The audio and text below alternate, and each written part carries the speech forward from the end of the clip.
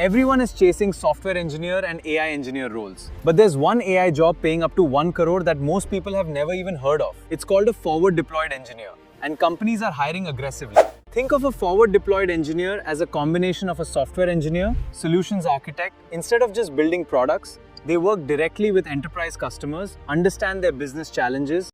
An FDE writes production-ready code, integrates APIs, deploys AI applications, connects enterprise systems, and helps customers successfully use AI in their business. Every project is different, so the work is always To become a forward-deployed engineer, you need a strong technical foundation. Start with Python, SQL, APIs, and Git. Then master AWS or GCP, because most enterprise AI solutions run on the cloud. Cloud skills alone aren't enough. Learn generative AI, prompt engineering, vector databases, RAG. These are the technologies companies expect modern deployed engineers to understand. The best part?